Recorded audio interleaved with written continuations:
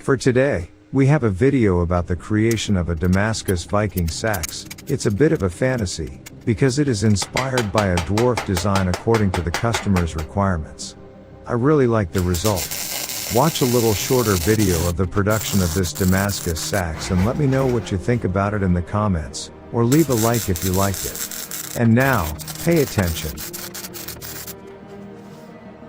We start by putting together some Damascus steel billets, using two different steels with different properties. This creates the typical Damascus look, and improves the blade's properties.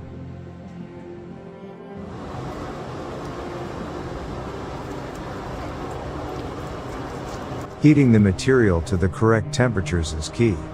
Estimating the correct temperatures is a matter of experience, and experience can only be gained through a lot of work and experimentation.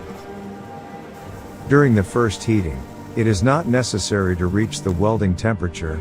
Here I add flux, and it is important that it melts and flows into the gaps. Then comes the second heating. Here the welding temperature must be reached, at the right temperature, with the necessary high pressure. When you use a hammer, hydraulic press or power hammer, the flux will flow out, including impurities, and the material will be combined into one single block of steel. I usually repeat the welding heat at least twice to make sure everything is well welded together.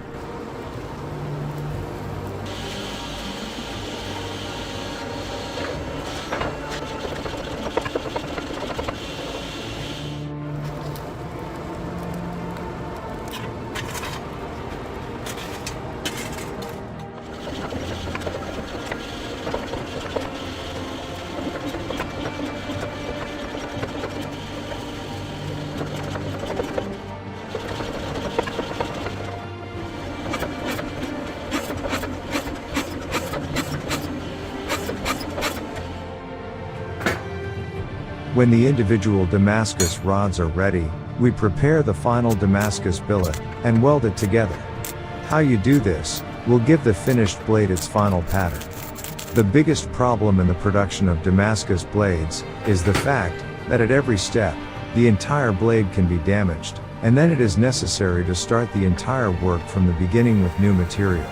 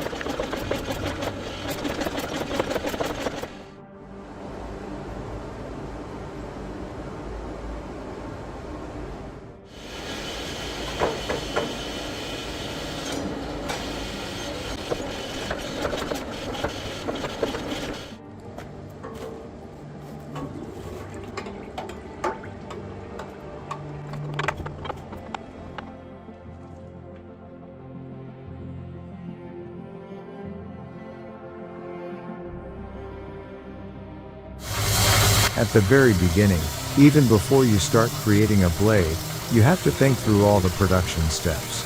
Because even how thick you leave the billet after forging, and how thin you grind it, determines the final pattern of Damascus steel. That's also why you sometimes have to start with a few kilos of steel, and end up with a 250-gram blade.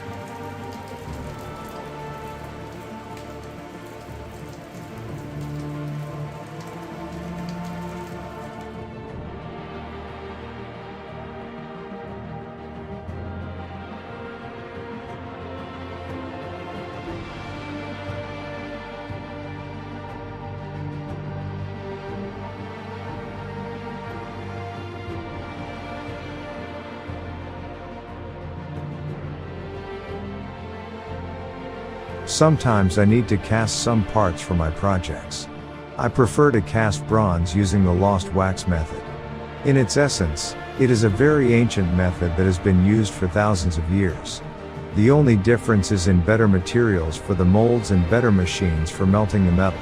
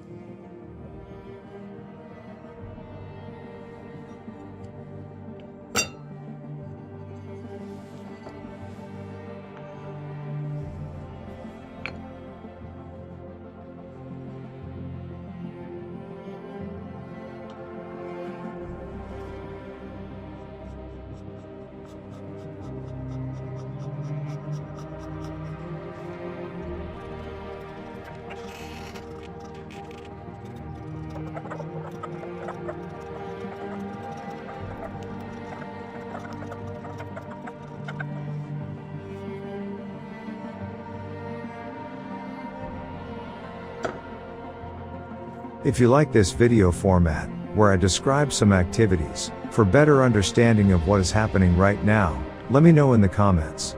If you like the video, don't forget to subscribe to get every new video I make. Ring the bell too. I will also be happy if you like the video, it will help a lot.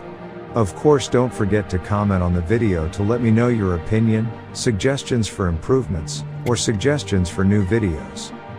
At this moment I'm making videos, tutorials and documenting my work here on YouTube for free, so if you want to support me and my work, you can buy me some coffee via page buymeacoffee.com, via page patreon.com, or via cryptocurrencies. Link are in the video description. It will help me a lot to improve the quality of my videos. Thank you for watching my entire video. I hope you enjoyed it and maybe learned something new.